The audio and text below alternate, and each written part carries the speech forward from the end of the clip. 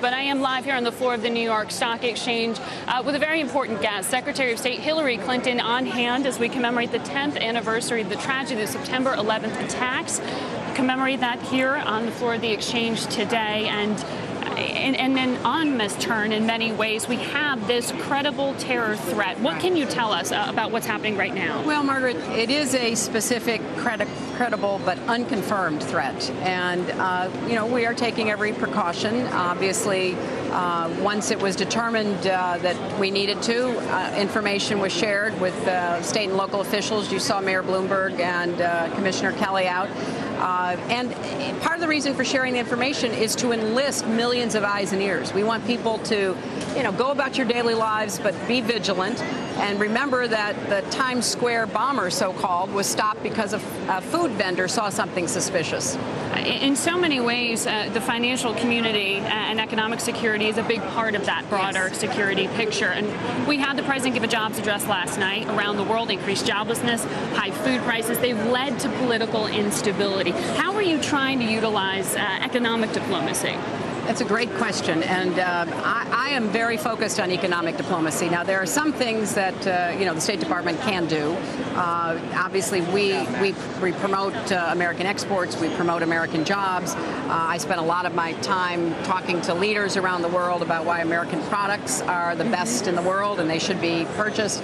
But we also are facing some very tough decisions here, Europe, and elsewhere, and we're all going to have to recognize that there is no quick or easy way out of this, but we're on a path. We have to stay on that path. And I think what the president said last night about a lot of what could be done right now will certainly contribute to moving us forward and getting us back to growth. Now, we're talking in a week where we've seen U.S. bond yields go to this record low. Money going into U.S. debt at the very same moment we have S&P downgrading the credit quality of this country, at least nominally. How has that hurt or inhibited or impacted the work you're doing in terms of U.S. perception? Well, I think, first of all, the market has given a strong endorsement to the strength of the American economy and the stability of the American government, because you're right. I thought that the downgrade was basically irrelevant. It didn't reflect at all the fundamentals or the strength of our economic and political system.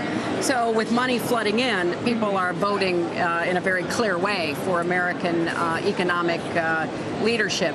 At the same time, our political system is under scrutiny. We have to pull together. We can't be ideologically divided so that people are only staring at each other across this, political chasm. We have to pull together. We have to make some decisions. It was only 10 years ago we had a balanced budget. We had a surplus. We had 4 years of a surplus.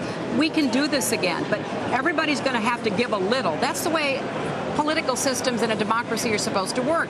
And I worry that some people think that, we have no basis for compromise. It's either my way or the highway. That is not how you solve problems, and I want to see people, moving, getting together as the president called for last night. And the president called for and really upped the ante for the super committee to come up with new ways to find methods of austerity, to cut back here. How has that atmosphere of cutbacks in discretionary spending inhibited what you can do through economic diplomacy? Well, obviously, there are some big opportunities that we have now in the Middle East and North Africa with the so-called Arab awakening that, we may not be able to deliver on the way I would like to see. But we, like every part of our government, are going to have to make some tough decisions. And so every day I try to balance what's in our real interests and how can we make sure we're moving in the right direction. Because a lot of what I do is not about today or tomorrow. It's about 5 years, 10 years, 15 years down the road. So it's going to be tough. I'm not going to stand here and tell you any different. But I think, if we can come to some political resolution, we'll be able to work all this through. You mentioned the Arab awakening. Specifically with Libya, the global oil markets want to know when Libya's oil production, 1.5 million barrels a day, is going to get back onto the market. How is the U.S. trying to help that get done? We are working very hard with the Transitional National Council. I met with them last week in Paris. We are prepared, along with a lot of our other partners, both in Europe and in the Gulf, to assist them in getting back up online. Obviously, there is still some fighting going on in some parts of Libya, but other parts are secure enough that we can begin this process of trying to get oil back onto the market.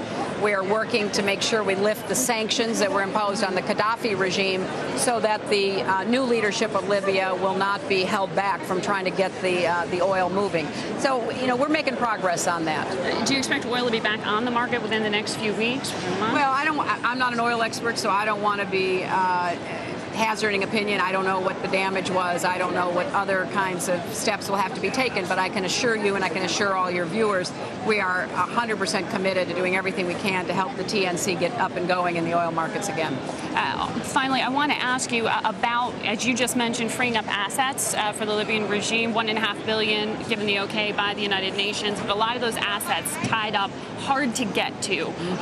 What kind of progress are we making there, and what do you want to hold on to as leverage with this new government? Well, we're making progress. Ironically, the Gaddafi regime used to print their money in England. So the British have just been able to release hundreds of millions of dollars of banknotes that are either already or on their way to Libya. Every country that had frozen assets is working through our own legal system, working through the UN sanctions regime to free up as much as possible, as quickly as possible. It does belong to the Libyan people. At the same time, I am certainly expressing very clearly what our expectations are. We want transparency. We want accountability for the money that goes back in.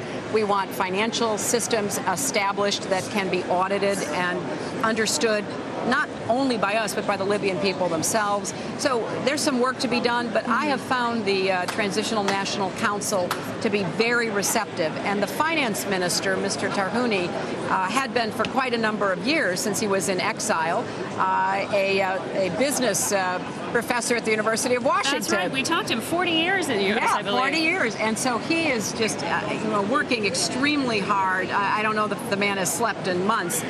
So there are some very good people, but it's understandable. They don't have yet the critical mass, so we're trying to offer expertise. The UN, others are as well. I think given the fact they started from a standstill, there were no institutions, no political system to hang on to because of what Gaddafi had done to Libya. They've made a lot of progress, but they're the first to tell you they have a long way to go. Madam Secretary, it's wonderful to speak with you. Good to see you, Thank you so much for making time for us today. My pleasure. Thank you.